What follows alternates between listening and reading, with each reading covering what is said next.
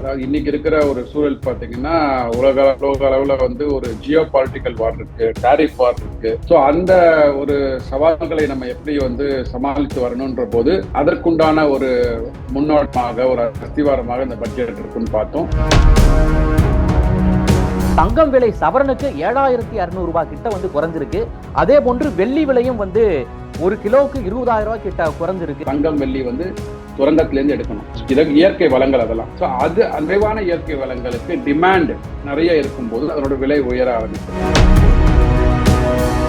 உங்களோட பழைய தங்க நகைகளை விற்க, அடகு வச்ச தங்க நகைகளை மீட்டு நியாயமான விலைக்கு விற்க இப்பவே ஜிஎன்ஆர் கோல்டு ட்ரேடர்ஸ்க்கு கால் பண்ணுங்க.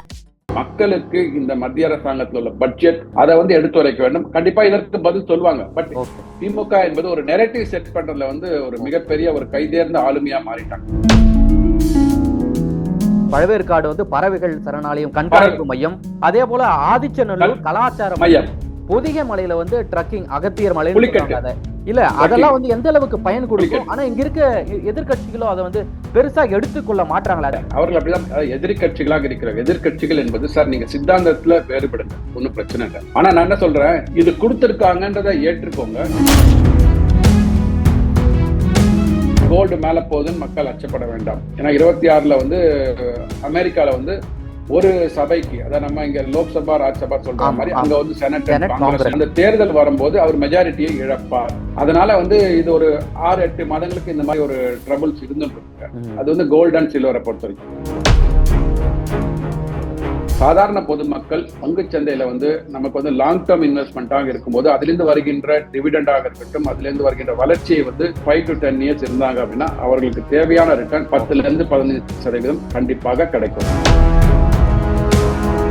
இவங்க தான் பார்த்தீங்கன்னா போன வருஷம் பொங்கல் பரிசுக்கு பணம் கொடுக்கல, பணம் இல்ல, கடனை வாங்கணும் இல்லன்னு சொல்லிட்டு பொங்கல் பரிசுக்கு போன வருஷம் பணம் கொடுக்கல. 2025ல 26க்கு மட்டும் நீங்க எப்படி உங்கள்கிட்ட பணம் வந்தது? 3000 ரூபாய் கொடுத்தீங்க. அது எப்படி?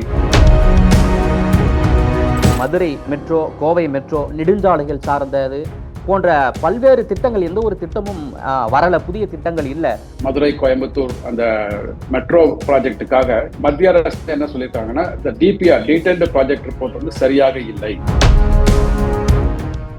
ரெஃப்ளெக்ட் நேயர்களுக்கு வணக்கம். இன்று நாம் சந்திக்க இருக்கக்கூடிய சிறப்பு விருந்தினர் பொருளாதார நிபுணர் திரு சுப்பிரமணியன் அவர்கள். சார் வணக்கம். சார் வணக்கம். வணக்கம். வணக்கம் கோபி. சார், நேற்றைக்கு வந்து நிதியமைச்சர் நிர்மலா சீதாராமன் 2026-2027 நிதியாண்டிற்கான பட்ஜெட்டை வந்து தாக்கல் செய்திருக்காங்க.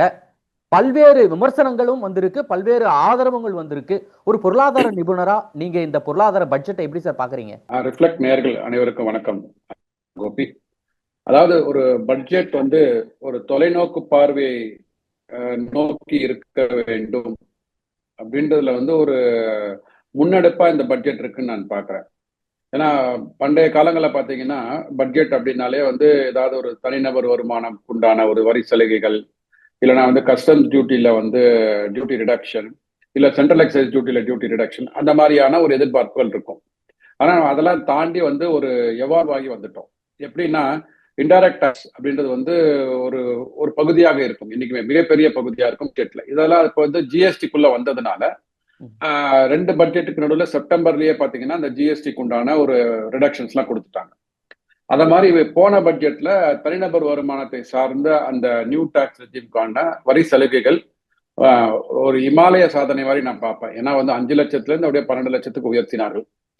ஸோ அப்படி இருக்கும்போது வேற எந்த விதமான ஒரு தனிநபர் சார்ந்த வரி சலுகைகள் இந்த வாட்டி இருக்கோ அப்படின்னு சொல்லிட்டு ஒரு நார்மலா பொருளாதார தெரிந்தவர்களுக்கு வந்தும் இந்த வாட்டி எதுவும் இருக்காதுன்ட்டு. ஏன்னா வந்து இன்னைய காலகட்டத்துல, அதாவது இன்னைக்கு இருக்கிற ஒரு சூழல் பாத்தீங்கன்னா உலக அளவுல வந்து ஒரு ஜியோ பாலிட்டிக்கல் வார் இருக்கு, டாரிஃப் வார் இருக்கு. ஸோ அந்த ஒரு சவால்களை நம்ம எப்படி வந்து சமாளித்து வரணும்ன்ற போது அதற்குண்டான ஒரு முன்னோட்டமாக ஒரு அஸ்திவாரமாக இந்த பட்ஜெட் இருக்குன்னு பார்த்தோம். அது மாதிரிதான் வந்து இந்த அரசாங்கமும் வந்து இன்ஃப்ராஸ்ட்ரக்சர் மேல வந்து முதலீடுகள் செய்வது, சிறு குறு நடுத்தர நிறுவனங்களுக்கு வந்து அவங்களுக்கு வந்து ப்ரொஃபஷனல் கன்சல்டிங் கொடுக்கறது. அதுவும் இன்னைக்கு தேதியில பாத்தீங்கன்னா அனைத்து மக்களும், உலகத்துல உள்ள அனைத்து மக்களும் வந்து ஏதாவது ஒரு ஸ்ட்ரெஸ்ஸை நோக்கி ஓடிக்கொண்டிருக்கிறார்கள். ஏதாவது ஒரு மன அழுத்தம். ஓகே, அதாவது நம்ம சொல்ற மாதிரி டிவியில வந்து பிரேக்கிங் நியூஸ் போடலையே அப்படின்னு ஒரு அழுத்தம் இருக்கு. பிரேக்கிங் நியூஸ் போட்டாலே ஸ்ட்ரெஸ் வரும்.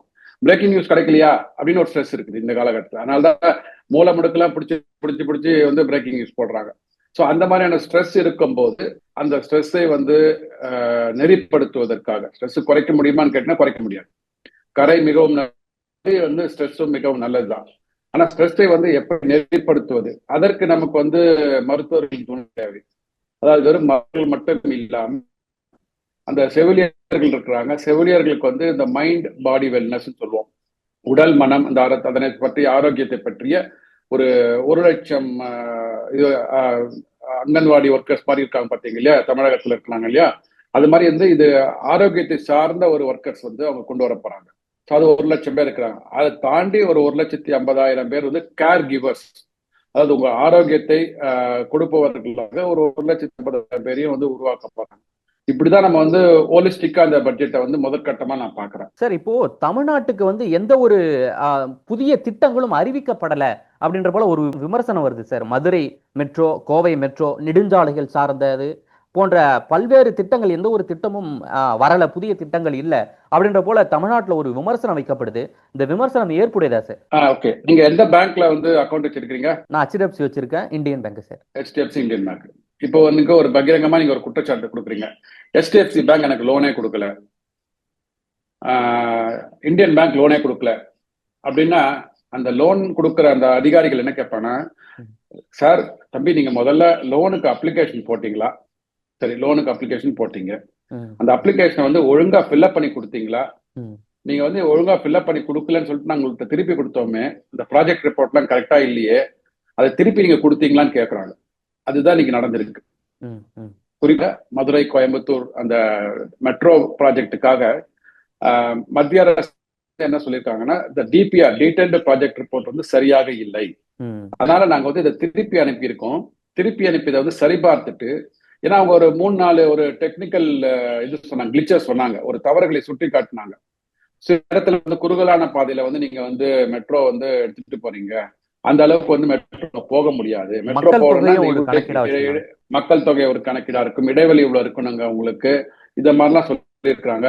அத மாதிரி வந்து அதனோட பிரேக் ஈவன் பாயிண்ட், எந்த வருஷத்துக்குள்ள நீங்க வந்து பணத்தை வந்து எடுக்கிறோம் அப்படின்ற ஒரு கால அளவு இருக்கு பாத்தீங்களா, அந்த கால அளவு ரொம்ப வந்து ஜாஸ்தியா இருக்கிற மாதிரி இருக்குதுங்க, அதனால அதையும் குறைத்து கரெக்டா நீங்க வந்து கன்சிடர் பண்ணி திருப்பி கொடுங்க அப்படின்னு சொல்லியிருக்காங்க. ஸோ அந்த ஃபைல் ஹாஸ் பின் ரிட்டர்ன்டு, இந்த வார்த்தைகள் அதுதான் வந்து மத்திய அரசாங்கம் உபயோகித்திருக்கிறாங்க. அந்த file has been returned, not rejected.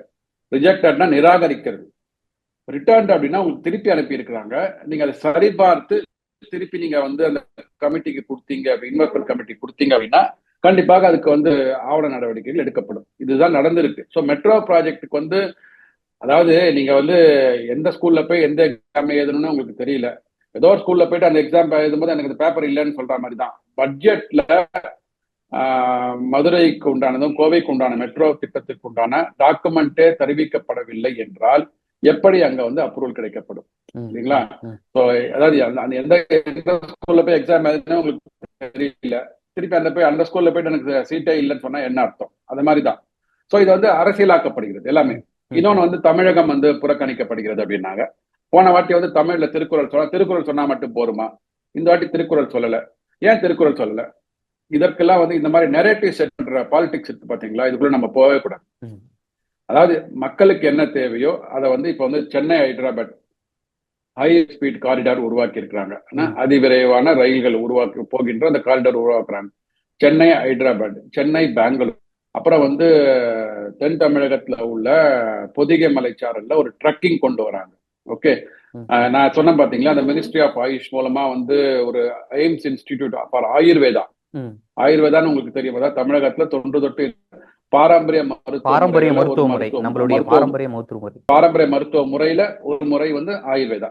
அதற்கு வந்து ஒரு 3 all India institute of management இருக்காங்க இல்லையா, எய்ம்ஸ் வச்சு ஒரு 3 மருத்துவமனைகளை வந்து இது இந்தியா முழுவதும் உருவாக்க போறாங்க. அது எனக்கு ஒரு நம்பிக்கை இருக்கு, தமிழகத்துல ஒண்ணு வரும்ட்டு. அத மாதிரி பாத்தீங்கன்னா அந்த மெடிக்கல் டூரிசம், அதாவது வெளிநாடுகளில் இருந்து வந்து இங்க மருத்துவ இது எடுத்துக்கிறாங்க பாத்தீங்களா, ட்ரீட்மெண்ட் எடுத்துக்கிறாங்க பாத்தீங்களா, அதற்கு வந்து ஒரு 5 ரீஜனல் ஹப்ஸ் கொண்டு வராங்க. ஏன்னா உங்களுக்கு தெரியும், இந்தியாலேயே தமிழகம் வந்து மருத்துவத்துல வந்து நல்லா சிறந்து விளங்குகிறது. நம்ம சென்னையிலேயே மிகப்பெரிய ஒரு 2-3 மருத்துவமனைகள் இருக்கு. அதுக்கு வெளிநாடுகளில் மக்கள் வந்து இங்க ட்ரீட்மெண்ட் எடுக்கிறாங்க. அப்படி இருக்கும்போது இந்த மாதிரியான ஆப்பர்ச்சுனிட்டிஸ் வந்து நமக்கு கிடைக்க ஆரம்பிக்கும். நீங்க வந்து இந்த பட்ஜெட்ல ப்ரொபோசல் கொடுத்த உடனே மேடம் இந்த மாதிரியான ஒரு மருத்துவமனைகள் இங்க இருக்கு, நாங்க வந்து இன்னும் இதை வந்து விரிவாக்கப்பட இது பண்றோம், எக்ஸ்பெக்ட் பண்றோம், அதற்கு எங்களுக்கு என்ன நீங்க வந்து ப்ராஜெக்ட் ரிப்போர்ட் கொடுக்க முடியும் கேளுங்க. ஸோ அந்த மாதிரி நீங்க வந்து பட்ஜெட்ல வந்து தமிழ்நாடு இல்ல தமிழ்நாடு இல்லைன்னு இல்ல, தமிழ்நாடு அங்க எங்க போய் நம்ம வந்து சொருகுவது உள்ள எங்க போய் எடுத்துட்டு நம்ம வந்து என்னென்ன திட்டங்கள் தமிழ்நாடு வந்து உள்ள வந்து கரெக்டா இன்சர்ட் பண்ணி பட்ஜெட்ல அவுட்லே வாங்கணும்ன்றது பார்க்கணும். தமிழ் நான் சொன்ன மாதிரி 4-5 இடம் முன்னாடி சொல்லவே இல்லை, நாங்க இப்ப சொல்லியிருக்காங்க. நம்ம வந்து கண்ணை மறைச்சிட்டு சென்னை தமிழ்நாட்டுல தானே இருக்குது என்னை பொறுத்த வரைக்கும். உங்களை சென்னையிலே கூட பழவேற்காடு வந்து பறவைகள் சரணாலயம் கண்காணிப்பு மையம், அதே போல ஆதிச்சநல்லூர் கலாச்சார மையம், பொதிகை மலையில வந்து ட்ரக்கிங் அகத்தியர் மலை இல்ல அதெல்லாம் வந்து எந்த அளவுக்கு பயன் கொடுக்கும். ஆனா இங்க இருக்க எதிர்கட்சிகளோ அதை வந்து பெருசா எடுத்துக்கொள்ள மாட்டாங்களா, ஏற்க மறுக்கிறாங்களே இதெல்லாம். அவர்கள் அப்படிதான் எதிர்கட்சிகளாக இருக்கிறார். எதிர்கட்சிகள் என்பது சார் நீங்க சித்தாந்தத்துல வேறுபடுங்க, ஒன்னும் பிரச்சனை இல்லை.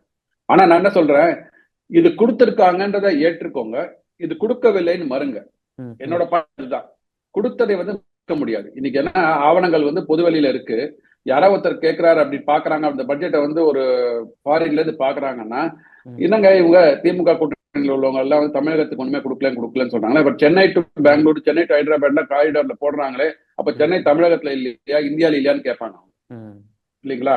சோ அந்த மாதிரி நீங்க அரசியல் இது எல்லாத்தையுமே வந்து அரசியலா பாக்குறீங்க. MSME குறிப்பிட்டு சிறு குறு நடுத்தர நிறுவனங்கள் கிட்டத்தட்ட ஒரு 10-13% சிறு குறு நடுத்தர நிறுவனங்கள் தமிழகத்துல இருக்கு. கரெக்டுங்களா? ஏன்னா தமிழகத்துல உங்களுக்கு தெரியும், சென்னையில உள்ள அந்த சென்னை அருகில உள்ள ஸ்ரீபெரும்புதூர், காஞ்சிபுரம், விருங்காட்டுக்கோட்டை அங்க நிறைய வந்து சிறு குறு நடுத்தர நிறுவனங்கள் இருக்கு. கோயம்புத்தூர், திருப்பூர், அங்கெல்லாம் அவினாசி, அங்கெல்லாம் நிறைய சிறு குறு நடுத்தர அந்த சிறு குறு நடுத்தர நிறுவனங்களுக்காக என்ன பண்ணிருக்காங்கன்னா ஒரு 10,000 கோடி ரூபாய் ஒதுக்கி அவங்களுக்கு வந்து என்ன பண்றாங்கன்னா இந்த ஒரு அவங்க கன்சல்டிங், அதாவது அவங்க தொழிலை நடத்துவதற்காகவோ இல்லைன்னா அந்த வரி செலுத்துவதற்கு உண்டான அந்த இதெல்லாம் இருக்கு பாத்தீங்களா, ரூல்ஸ் அண்ட் ரெகுலேஷன்ஸ் எல்லாம் வந்து அவர்களுக்கு இன்னும் அவர்களுக்கு ஹேண்ட் ஹோல்டிங் பண்ணுவதற்கு, கையை பிடித்து கொண்டு மேலே நடப்பதற்காக அந்த சிஏ இன்ஸ்டியூட்ல இருக்கிறவங்க, காஸ்டிங் இன்ஸ்டியூட்ல இருக்கிறவங்க, கம்பெனி செக்ரட்டரியில இருக்கிறவங்க எல்லாத்தையும் சேர்ந்து ஒரு அமைப்பை உருவாக்க போகிறார்கள். Tier 2, Tier 3 சிட்டிஸ், Tier 1 கிடையாது, சென்னை மாதிரியான பெருநகரங்கள் கிடையாது.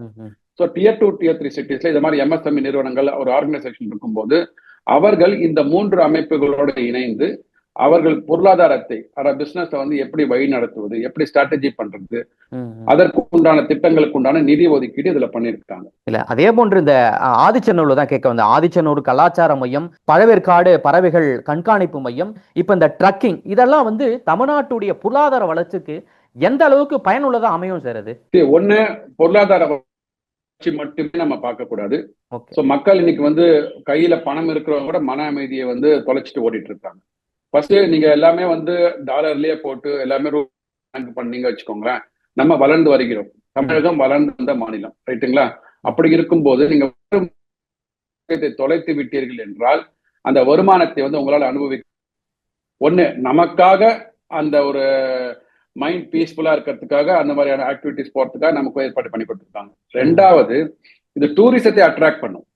மெயினா வெளிநாடுகள் இருக்கிறவங்க பாத்தீங்களா, அந்த பறவைகள் சரணாலயத்துல வந்து அவங்க வந்து டைம் ஸ்பெண்ட் பண்ணுவாங்க. அதன் மூலமாக இங்க வரும்போது இங்க இருக்கிற ஹோட்டல்ல அவங்க ஸ்டே பண்ணுவாங்க, பக்கத்துல இருக்கிற ரெஸ்டாரண்ட்ல சாப்பிடுவாங்க, இங்க இருக்கிற காஞ்சிபுரத்துல போயிட்டு பட்டுப்புடவை எடுப்பாங்க, திருப்பூர்ல போயிட்டு அவங்களுக்கு தேவையான ஆயுத ஆடைகள் எடுப்பாங்க. சரி, அப்படிதான் நீங்க பாக்குறது. எல்லாத்தையுமே வந்து ஒரு கண்ணை வந்து சுருக்கி பாத்தீங்கன்னா உங்களுக்கு ஒண்ணுமே தெரியாது. அவர்கள் இங்க உள்ள வர்றதுனால வெளி மாநிலங்களா இருக்கட்டும், வெளிநாடுகளாக இருக்கட்டும், அவர்களை இந்த தமிழகத்திற்கு வந்து நீங்க சொல்ற இந்த சுற்றுலா மையங்கள்ல வந்து அவங்க ஸ்பெண்ட் பண்ணும் போது அதுக்கு அவர்கள் உபயோகிக்கின்ற அந்த வாகனங்களாக இருக்கட்டும், அவங்க ரயில்ல வருவாங்க, பிளைட்ல வருவாங்க, பஸ்ல வருவாங்க, அதுக்கப்புறம் அவங்க இருக்கும்போது அவங்க வந்து உண்கின்ற உணவுகள், வாங்குகின்ற பொருட்களோட ஜிஎஸ்டி யாருக்கு போகும்? 50% நேரடியாக தமிழகத்திற்கு வரும். 50% தமிழகத்திற்கு வரும். மீதி 50% வந்து வரி பகிர்வு மூலமாக தமிழகத்திற்கு மீண்டும் வரும். வேலை வாய்ப்பு அந்த நிறுவனங்களை ஒர்க் பண்றவங்களுக்கு வேலை வாய்ப்புகள் உருவாக ஆரம்பிக்கும். அப்படி பார்க்கணும் நம்ம. இதெல்லாம் சர்க்குலர் எக்கானமி. நீங்க வந்து ஒரு புள்ளி வைக்கிறாங்கன்னா அதுல மத்த புள்ளிகளை இணைத்து கோலம் போடணும். நீங்க அந்த புள்ளியை அழிச்சிட்டு ஒண்ணுமே இல்ல, திருப்பி நீங்க கோட்டை அழிச்சிட்டு இந்த ஒரு படத்துல சொல்றாரு இந்த பரோட்டா பூரி திருப்பி முதல்ல ஆரம்பிக்கலாம் அப்படின்வாங்க. அப்படி இல்ல கணக்கு. நீங்க புள்ளி வைத்திருக்கிறாங்க, மற்ற புள்ளிகளை வைத்து கோலம் போடுவதற்கு நாம தயாராக இருக்கணும். நாம் தயாராக இல்லை என்பதுதான் நேற்று மீடியாக்கள்ல வந்து திமுக கூட்டணி தலைவர்கள் கொடுத்த அந்த இன்டர்வியூ நமக்கு பிரதிபலிக்கிறது. சார் அதே கூட்டணி தலைவர்கள் தான் சார் சொல்றாங்க. இப்ப கடந்த முறை வந்து பட்ஜெட் தாக்கல் செய்யும் போது பீகார் அந்த சைடு யூபி எல்லாம் எலெக்ஷன் நடந்தது, பல்வேறு திட்டங்களை அவங்களுக்கு ஸ்பெசிபிக்காவே அறிவிச்சாங்க. இப்போ நம்ம மாநிலத்துல வந்து தேர்தல் வருது, பல்வேறு திட்டங்களை நாங்க எதிர்பார்த்திருந்தோம், ஆனா ஏமாற்றமே மிஞ்சியது அப்படின்ற போல விமர்சனத்தை வைக்கிறாங்க சார். திட்டங்களை கொடுத்து, இலவசங்களை கொடுத்து, கையில பணத்தை கொடுத்து வாங்குகின்ற ஓட்டு வந்து அது நீடித்த நாளுக்கு செல்லாது. அதுல வந்து இந்த என்டிஏ அரசாங்கம் வந்து அதுல வந்து உறுதியா இருக்கிறாங்க. இவங்க தான் பார்த்தீங்கன்னா போன வருஷம் பொங்கல் பரிசுக்கு பணம் கொடுக்கல, பணம் இல்ல, கடனை வாங்கணும் இல்லைன்னு சொல்லிட்டு பொங்கல் பரிசுக்கு போன வருஷம் பணம் கொடுக்கல. 2025ல 26க்கு மட்டும் நீங்க எப்படி உங்கள்ட்ட பணம் வந்தது? 3000 ரூபாய் கொடுத்தீங்க. அது எப்படி? வாக்குக்காக, அரசியலுக்காக, தேர்தலுக்காக பணம் கொடுத்து வாக்கு வங்கியை கவரும் அரசாங்கம் வந்து என்டிஏ அரசாங்கம் கிடையாது. மக்களுக்கு என்ன தேவையோ அது வந்து நேரடியாக பணத்தை கொடுக்கறதுக்கு பதிலாக நம்ம அதான் ஒரு ஜப்பானிய ஒரு பழமொழி உண்டு. நம்ம வந்து உங்களுக்கு தினமும் வந்து மீன்களை கொடுப்பதற்கு பதிலாக மீன்களை வந்து பிடிக்கும் என்ற அந்த தூண்டிலை கொடுப்பதுதான் வந்து உயர்ந்தது அப்படின்னு சொல்லுவாங்க பொருளாதாரத்துல. சோ அதனால வந்து உங்களோட வேலை வாய்ப்புகளை உருவாக்குவதற்கு, சிறு குறு நடுத்தர நிறுவனங்களை கைதூக்கி கூட்டி வருவதற்கு ஆர்டிபிஷியல் இன்டெலிஜென்ஸ் இன்னைக்கு அதுதான் வந்து பேசு பொருளாக இருக்கிறது. உலக நாடுகள் அனைத்தும் வந்து இந்தியாவை நோக்கி திரும்பி இருக்கின்றன. ஏன்னா இந்தியாவில உங்களுக்கு தெரியும், நம்ம வந்து எஜுகேஷனலி அட்வான்ஸ்டு 2000ல இருந்தே பாத்தீங்கன்னா ஐடி அண்ட் ஐடிஏ செக்டார் இல்லைங்களா? சோ அதுல இருக்கும்போது வெளிநாடுகளிலிருந்து வருகின்ற முதலீடுகள் புதிதாக கம்பெனி தொடங்குறாங்க. அவங்க இந்திய நாட்டிற்கு அந்த சர்வீஸை கொடுக்குறாங்க, கிளவுட் கம்ப்யூட்டிங்கை கொடுக்க போறாங்கன்னா அந்த இன்வெஸ்ட்மெண்ட்ஸ்க்கு அதன் மூலமா வருகின்ற வருவாய்க்கு வந்து டாக்ஸ் ஹாலிடே 2047 வரைக்கும் கொடுத்துருக்காங்க. ஸோ விச் மீன்ஸ் அந்த கம்பெனிகள் எல்லாம் வந்து நம்ம நாட்டுல தொழில தொடங்கணும் போறாங்க. அதன் மூலமாக வேலை வாய்ப்புகள் வரும். ஸோ வேலை வாய்ப்புகளை நீங்க எப்படி உருவாக்குறது? நம்ம சொன்ன மாதிரி இந்த ஆயுஷ் மூலமாக ஒரு 2,50,000 பேருக்கு வேலை வாய்ப்புகள் உருவாக்குவதற்காக அந்த ஒரு இது பயிற்சி எடுத்துக்கிறாங்க பாத்தீங்களா? அது மாதிரி எம்எஸ்எம்இக்கு வந்து அவங்களுக்கு வந்து ப்ரொஃபஷனல் கன்சல்டிங் கொடுத்து அவங்க பிசினஸை மேம்படுத்தி அதன் மூலமாக வருமானத்தை பெருக்கிறாங்க பாத்தீங்களா? அப்படிதான் பண்ண வேண்டும். எப்ப எது தேவை, அதாவது நீங்க வளர்ந்து வருகின்ற பொருளாதாரமாக வரும்போது கீழே இருக்கும்போது உங்களுக்கு தேவையான பணங்களை வந்து அவர் கொடுக்கலாம். கொஞ்சம் நீங்க வந்துட்டீங்கன்னா, இப்போ ஒரு குழந்தை வந்து தானா நடக்க ஆரம்பிச்சிச்சு அப்படின்னு சொன்னா நீ கைப்பிடிக்கணும்னு அவசியம் இல்லை. சின்ன குழந்தையா இருந்தாலும் கைப்பிடிக்கணும். மேல வந்துடுச்சு தானா நடக்குது அப்படின்னா அதுக்கு வந்து சைக்கிளை வாங்கிடுங்க, அது ஓட்டிட்டு போகும். சைக்கிள்ல வந்து பின்னாடியே சீட்டு பின்னாடி போறங்க.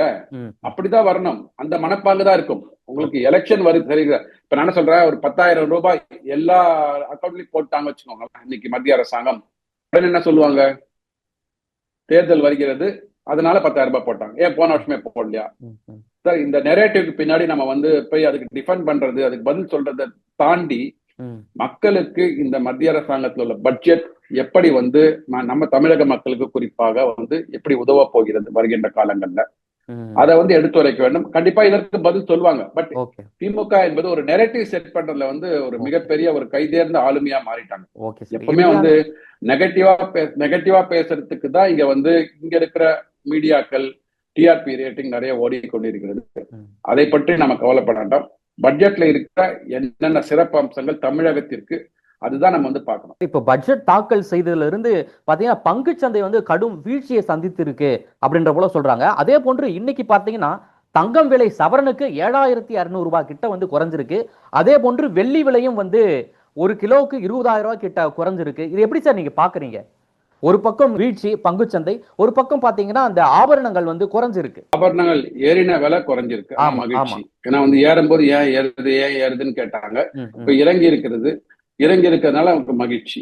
இன்னொன்னு, இந்த கோல்டு ரேட்டு, சில்வர் ரேட்டை வந்து மத்திய அரசாங்கமோ இந்தியாவோ தீர்மானிக்கிறது இல்லை. இதெல்லாம் வந்து குளோபலா உலகத்திலேயே ட்ரேட் பண்ணுகின்ற கமாடிட்டி.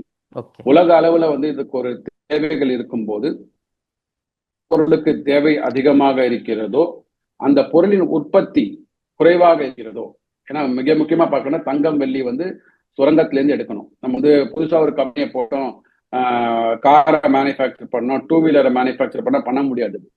இதற்கு இயற்கை வளங்கள், அதெல்லாம் இயற்கை வளங்கள்ல வந்து எவ்வளவு இருக்கோ அவ்வளவுதான் எடுக்க முடியும். ஒண்ணு. சோ அது நிறைவான இயற்கை வளங்களுக்கு டிமாண்ட் நிறைய இருக்கும் போது அதனோட விலை உயர ஆரம்பிக்கும். இன்னொன்னா இது வந்து எக்கனாமிக் தியரி, இது வந்து எல்லா காலத்திலையும் பொருந்தும். அதை தாண்டி இன்னைக்கு பாத்தீங்கன்னா இந்த போர் சூழல் நிலவுகிறது, டாரிஃப் வார் அங்க நடந்துட்டு இருக்கும்போது அனைத்து நாடுகளும் அவங்களோட பொருளாதாரத்தை வந்து சேஃபா இருக்கணும், ம். அவங்க இன்வெஸ்ட்மெண்ட்ஸ் எல்லாம் சேஃபா இருக்கணும்ன்றதுக்காக ம். அவர்கள் தங்கத்தை வாங்கி சேமிக்கிறார்கள். ம். அப்போ கவர்மெண்டே கோல்டை வாங்க ஆரம்பிக்குது. ஸோ டிமாண்ட் கோல்டு ஜாஸ்தி ஆகுது. அதனால வேலை மேல போயிட்டு இருக்குது. இது 2026 காலகட்டம் வரைக்கும் தொடரும் என்னை பொறுத்த வரைக்கும். ம். அதனால வந்து கோல்டு மேல போகுதுன்னு மக்கள் அச்சப்பட வேண்டாம். ஏன்னா 26ல வந்து அமெரிக்கால வந்து ஒரு சபைக்கு, அதாவது நம்ம இங்க லோக்சபா ராஜ்யசபா சொல்ற ஆமா, மாதிரி ஆமா. அங்க வந்து செனட் செனட், காங்கிரஸ் காங்கிரஸ். இருக்கு. அதுக்கு தேர்தல் வரப்போகுது. அந்த தேர்தல் வரும்போது அவர் மெஜாரிட்டியை இழப்பார். ம். இது அங்க சொல்லுகின்ற ஒரு ஃபோர்காஸ்ட். ஏன்னா ம். ஏற்கனவே மெஜாரிட்டி இருந்துமே ஒரு 2-3 ரெசல்யூஷன்ஸ் டாரிஃப் மூலமா போட்ட ரெசல்யூஷன்ஸ் வந்து தோற்கடிக்கப்பட்டிருக்கிறார் அவர் கட்சியினால. Okay, okay. அதனால வந்து இது ஒரு 6-8 மாதங்களுக்கு இந்த மாதிரி ஒரு ட்ரபிள்ஸ் இருந்துட்டு இருக்குங்க. ம். அது வந்து கோல்டு அண்ட் சில்வரை பொறுத்த வரைக்கும். ஓகே. பங்குச்சந்தை வீழ்ந்ததுக்கு காரணம் என்ன அப்படின்னு பாத்தீங்கன்னா, ஒரு மிக முக்கியமான ஒரு செக்யூரிட்டி டிரான்சாக்ஷன் டாக்ஸ் அப்படின்னு சொல்லுவாங்க. நீங்க பங்குகளை ட்ரேட் பண்ணி ஈடுபடும் போது அதுக்குண்டான விற்கும் போதோ வாங்கும் போதோ அந்த வரி போடுறாங்க இல்லையா, அது இந்த ஆப்ஷன்ஸ் அண்ட் ஃபியூச்சர்ஸ் ம். அப்படின்னு ஒரு இது இருக்கு, ப்ராடக்ட்ஸ் இருக்கு. அதெல்லாம் வந்து ஸ்பெகுலேஷன் ப்ராடக்ட். அதாவது ஒரு பங்குச்சந்தையை வந்து ஒரு கேம்பிளிங்காக யூஸ் பண்ற மாதிரி வச்சுக்கோங்களேன். ஏன்னா அதுல வந்து அடித்தட்டுல அந்த பொருட்கள் இல்லை. ஸோ இந்த விலை இவ்வளவு மேல போகுன்ற ஒரு அனுமானத்துல இந்த ஷேரை வந்து அவங்க இவ்வளவு வாங்குவாங்க. அவங்க ஷேர் கையில இருக்காது அவங்கள்ட்ட. அதுதான் வந்து நம்ம வந்து கேம்பிளிங் சொல்லுவோம், அனுமானத்துல வாங்குறது. அந்த அனுமானத்துல வாங்கும் போது வந்து லாட்டரி டிக்கெட் மாதிரி, அது மேல உயர்ந்தா மிகப்பெரிய லாபம் கிடைக்கும், கீழே விழுந்தா வந்து படுபாதாளத்துல போகும். ஸோ இந்த மாதிரியான ஆக்டிவிட்டியை வந்து அரசாங்கம் ப்ரமோட் பண்ணுவதற்கு விரும்பவில்லை. அது வந்து இன்ட்ரடியூஸ் த டாக்ஸ், அதாவது ஏற்கனவே இருக்கிற டாக்ஸ் வந்து உயர்த்தி இருக்கிறாங்க. அந்த உயர்த்திறதுனால அந்த பங்குச்சந்தை வந்து ஒரு எமோஷனலா ரியாக்ட் பண்ணிருக்காங்க. அதாவது இதெல்லாம் டிரான்சாக்ஷன் பண்றது யாரெல்லாம் பாத்தீங்கன்னா கண்டிப்பாக பெரும் செல்வந்தர்களா இருப்பாங்க, மிடில் கிளாஸ் இன்கம் பீப்புளா இருக்க மாட்டாங்க. ஸோ நம்ம அதை பத்தி ஒரி பண்ணணும். அதாவது வருமானம் அதிகமாக இருக்கிறவர்கள் இந்த மாதிரியான ஆப்ஷன்ஸ் அண்ட் ஃபியூச்சர்ஸ்ல ட்ரேட் பண்ணும் போது அதற்குண்டான வரியை கொண்டு வந்ததுனால அவங்க ரியாக்ட் பண்ணிருக்காங்க.